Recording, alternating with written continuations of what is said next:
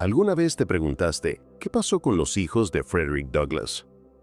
La clase de historia nos enseñó sobre Douglass mismo, el esclavo autoliberado convertido en héroe abolicionista, pero rara vez mencionan el destino de sus 5 hijos. Es una historia llena de valentía, desgarros y giros sorprendentes. Un hijo luchó valientemente en la guerra civil. Otro construyó un refugio costero para familias negras en una época de segregación. Frederick Douglass puede haber sido más grande que la vida, pero sus hijos tuvieron que forjar sus propios legados bajo su imponente sombra. Número 5. Rosetta Douglass. Nacida en 1839, fue la primera hija de Frederick y Anna. Desde el principio, la vida de Rosetta estuvo entrelazada con la cruzada de su padre por la igualdad. Literalmente nació en libertad en New Bedford, Massachusetts, llegando solo un año después de que Douglass escapara de la esclavitud y se casara con Anna. Rosetta creció como una niña brillante y curiosa que amaba leer. A los 6 años se quedó con los amigos de la familia Abigail y Lydia Mott, en Nueva York, quienes le enseñaron a leer, escribir e incluso coser. Esta educación temprana le dio a Rosetta una base que a muchas niñas negras de su época se les negaba. Sin embargo, Rosetta enfrentó barreras raciales en la escuela. En 1848, su padre la inscribió en un seminario privado en Rochester. Rosetta fue obligada a sentarse apartada de los estudiantes blancos, aislada solo por su raza. Frederick Douglass estaba indignado y usó su periódico para condenar esta segregación. A pesar de estos desafíos, Rosetta perseveró. Más tarde asistió al programa preparatorio del Oberlin College y una escuela de maestros en Massachusetts. Se negó a dejar que la discriminación apagara su sed de conocimiento. En 1863, durante la Guerra Civil, Rosetta se casó con Nathan Sprague, un hombre libre que tenía poca educación formal. La vida con Nathan resultó difícil. Él tuvo problemas para mantener un trabajo estable e incluso pasó tiempo en prisión por un delito menor, dejando a Rosetta para criar a sus hijos prácticamente sola. Y hubo muchos hijos.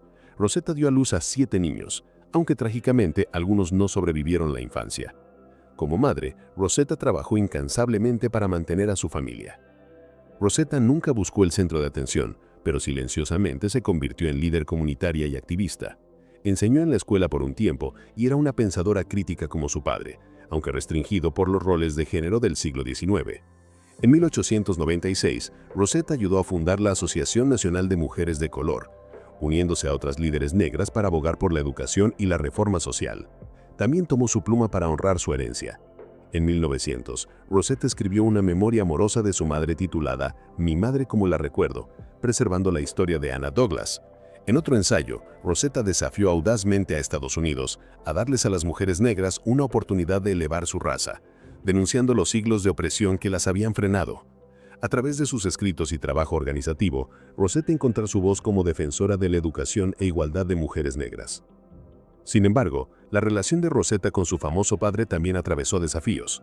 Después de que su madre Anna muriera en 1882, Rosetta estaba profundamente molesta cuando Frederick Douglass se volvió a casar con una mujer blanca, Helen Pitts, en 1884.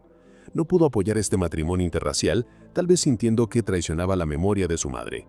Esta ruptura mostró que incluso en la familia Douglass, los temas de raza y lealtad eran complicados. Sin embargo, Rosetta todavía amaba a su padre y continuó defendiendo su legado a su manera. Rosetta vivió hasta los 67 años, falleciendo en 1906 en Washington, D.C. Al final de su vida, estuvo activa en su iglesia y comunidad. Aunque la historia a menudo la pasó por alto, la vida de Rosetta fue de resistencia silenciosa y propósito. Crió a la nueva generación Douglass y luchó por la igualdad no con discursos ardientes, sino con acción constante y decidida.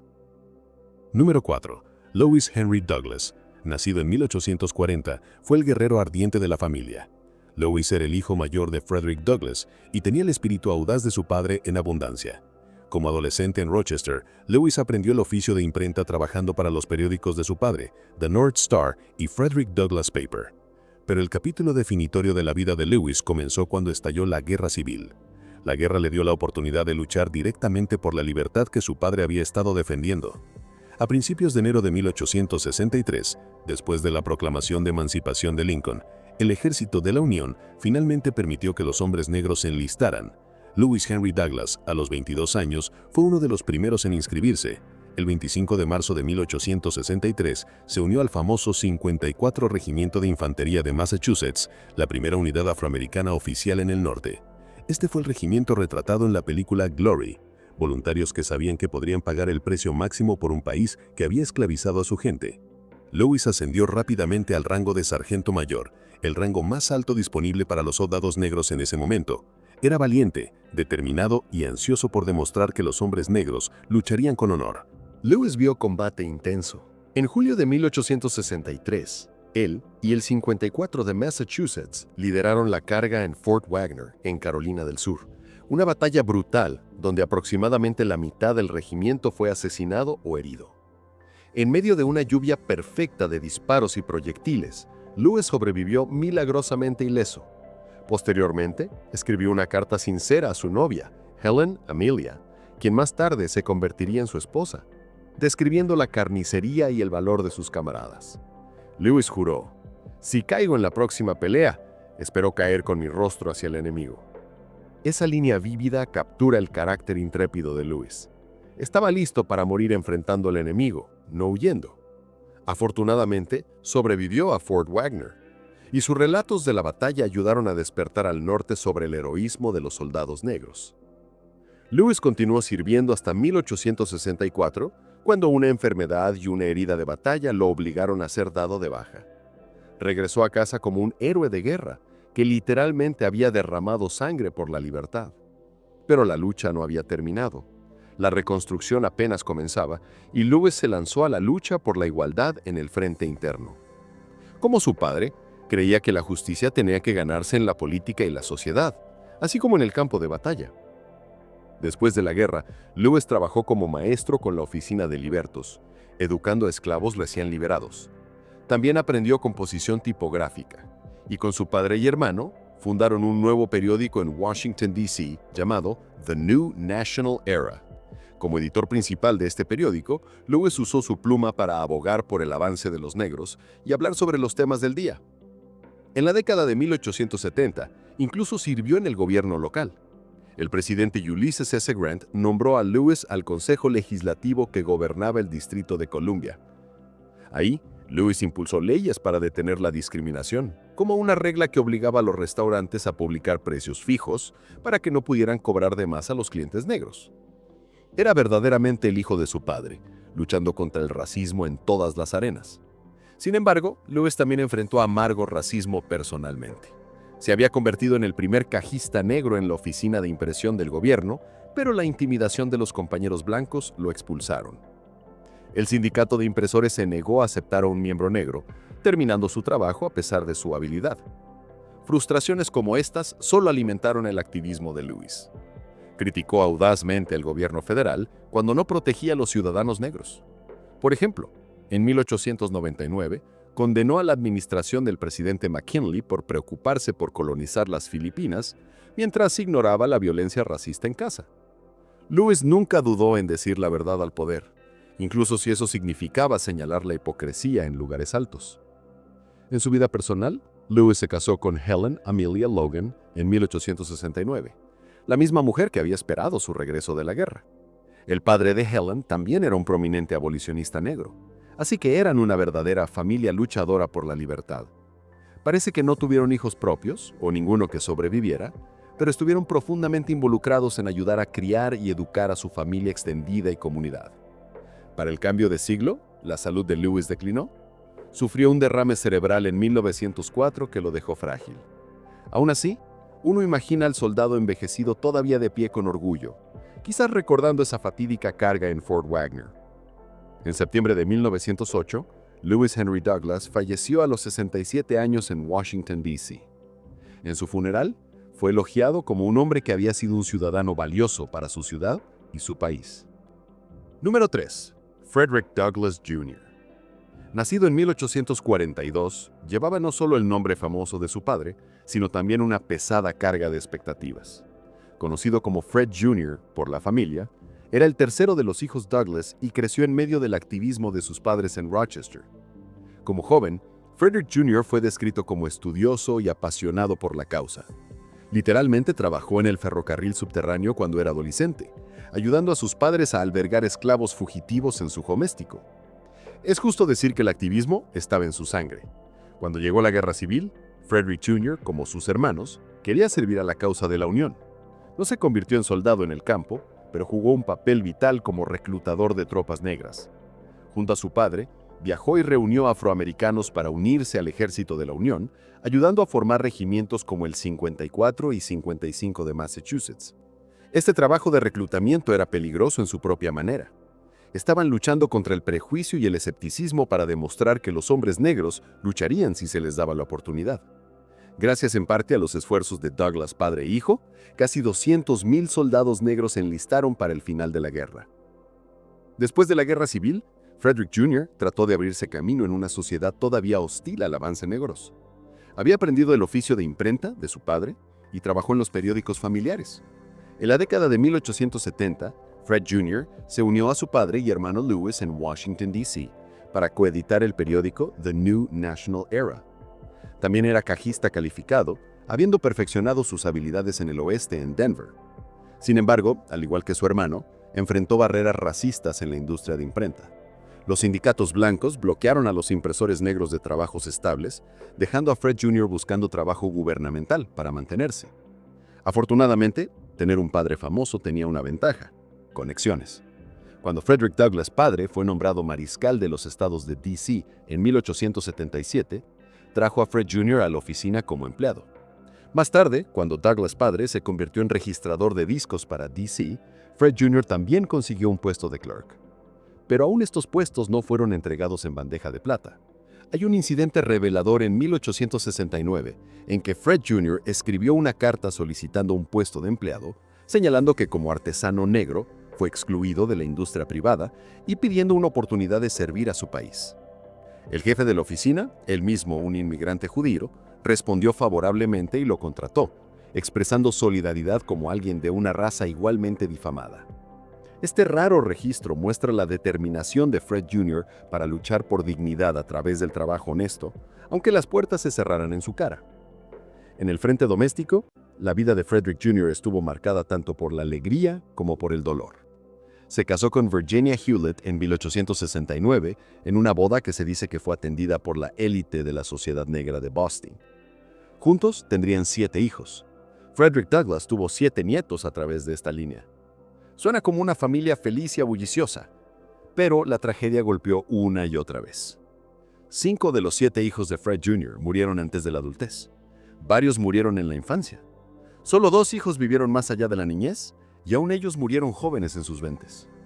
Un hijo llamado Robert Smalls Douglass, en honor al famoso héroe negro de la Guerra Civil Robert Smalls, llegó a los 24 años antes de fallecer en 1910. Solo podemos imaginar el dolor que Fred Jr. y Virginia soportaron mientras enterraban hijo tras hijo. Fue un duro recordatorio de que la fama y el talento no ofrecen inmunidad ante las tragedias de la vida. A pesar de todo, Fred Jr. siguió adelante, quizás encontrando consuelo en el trabajo y en continuar la misión de su padre. En 1892, Frederick Douglass Jr. murió a los 50 años. Falleció solo 3 años antes que su ilustre padre, lo que significa que Frederick padre tuvo que soportar el dolor de perder a un hijo, algo que ningún padre debería soportar. La esposa de Fred Jr., Virginia, había muerto unos años antes, en 1889, así que para el final, mucha de su familia inmediata se había ido. Fue inicialmente enterrado junto a Virginia en un cementerio de D.C., y luego sus restos fueron trasladados al histórico cementerio de Woodland en Washington, D.C. Número 2. Charles Raymond Douglas. Nacido en 1844, viviría lo suficiente para ver el siglo XX. Charles era el hijo menor de la familia, nombrado así por Charles Raymond, un amigo abolicionista negro de Douglas y en muchos sentidos, el más empresarial de los hermanos. Sir Louis era el soldado y Fred Jr. el organizador. Charles se convirtió en el constructor y visionario, traduciendo los ideales de la familia en instituciones duraderas. Como joven en Rochester, Charles repartía el periódico de su padre por el pueblo y absorbía lecciones de activismo, al igual que sus hermanos. Cuando llegó la Guerra Civil, el adolescente Charles estaba decidido a no quedarse fuera. A los 18 años, intentó seguir a Lewis al 54º de Infantería de Massachusetts en 1863. De hecho, Fue el primer hombre negro en Nueva York en alistarse para la Unión, ansioso por luchar por la libertad de su gente. El destino tenía otros planes. Charles cayó gravemente enfermo durante el campamento de entrenamiento y nunca fue enviado al combate. Debe haber sido devastador para él ver al 54º marchar sin él. Aún así, no se rindió en servir. Charles más tarde se unió a la 5ª Caballería de Massachusetts, otro regimiento negro, y alcanzó el rango de primer sargento.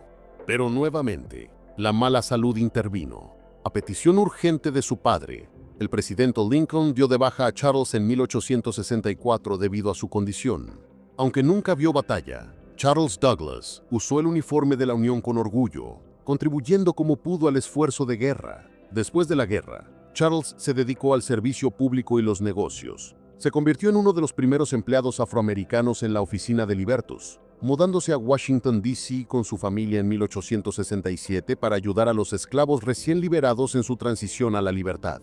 También trabajó en el Departamento del Tesoro de los Estados Unidos durante varios años. Durante una notable carrera de 53 años en el gobierno, Charles ocupó varios puestos, desde empleado de la Comisión de Santo Domingo hasta examinador de la Oficina de Pensiones, rompiendo barreras raciales en el empleo federal mucho antes de que tales oportunidades fueran comunes. Incluso sirvió como secretario y tesorero de confianza del Sistema de Escuelas Públicas Integradas de D.C., donde usó su posición como fideicomisario de la Junta Escolar para contratar maestros negros y garantizar que recibieran salarios iguales a los maestros blancos. Esto fue revolucionario en un momento en que la discriminación era la norma. Gracias a los esfuerzos de Charles, los educadores negros de Washington tuvieron una oportunidad justa de sobresalir.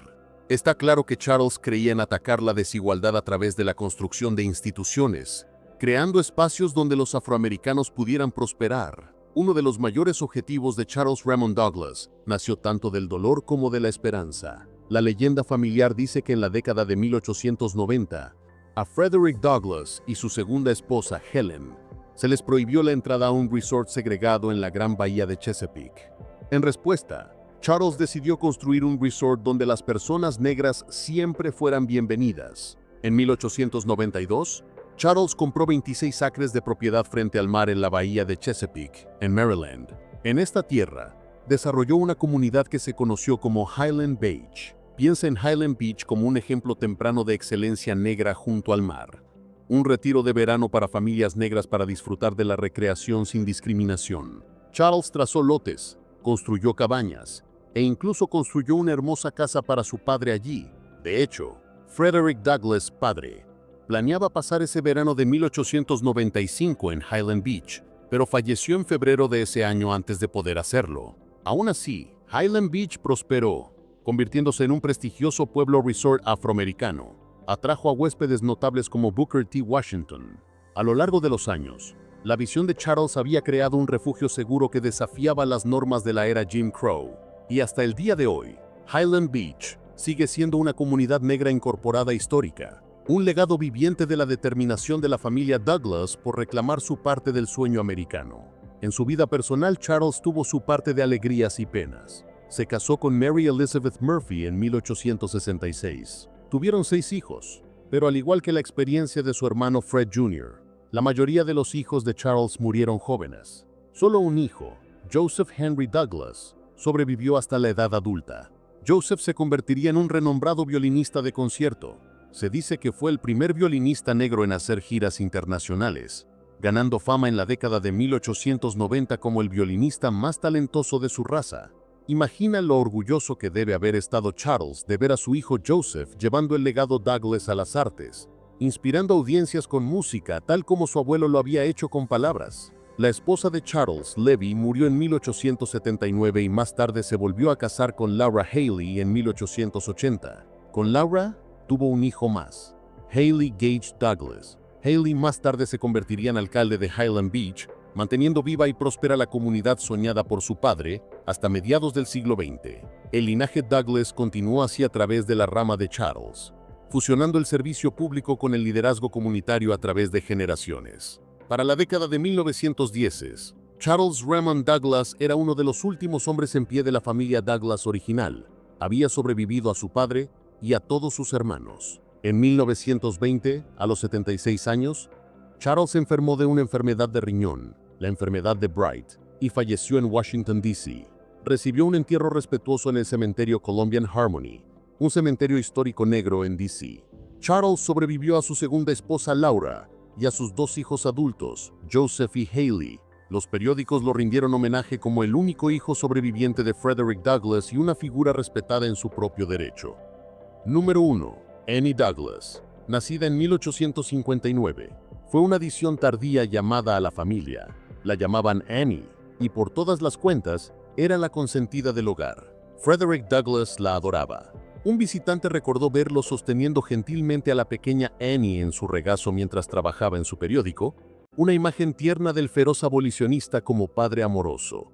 Annie creció en Rochester con sus hermanos, probablemente protegida tanto como fuera posible de las dificultades del exterior, pero incluso su vida fue tocada por la causa. Se dice que de niña, Annie ayudó a su madre a proporcionar comida y consuelo a los esclavos fugitivos que se escondían en su hogar. Era una niña suave e inteligente que traía alegría a sus cansados padres.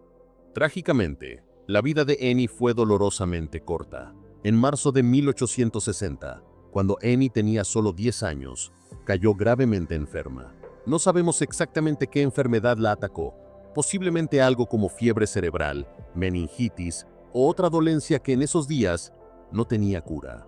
A pesar de todos los esfuerzos, Annie Douglass murió el 13 de marzo de 1860. Su muerte fue un golpe devastador para la familia. Frederick Douglass estaba en Inglaterra en una gira de conferencias en ese momento, habiendo huido allí temporalmente después de las consecuencias de la reída de John Brown. Al escuchar sobre la condición de Annie, se apresuró a casa, pero desgarradoramente, ya había partido cuando llegó. Douglass quedó destrozado. Esta pérdida acortó su gira europea y lo trajo de regreso a Estados Unidos inmediatamente, como señaló una cuenta. Para Anna Murray Douglass, la madre de Annie, la pérdida fue igualmente abrumadora. Se dice que la salud de Anna declinó después de la muerte de su hija menor. Enterraron a la pequeña Annie en el cementerio Mount Hope en Rochester, donde más tarde Anna y Frederick también serían sepultados. Posteriormente, Frederick Douglass escribió que la pérdida de su hijita fue una de las 3 pérdidas más dolorosas de su vida.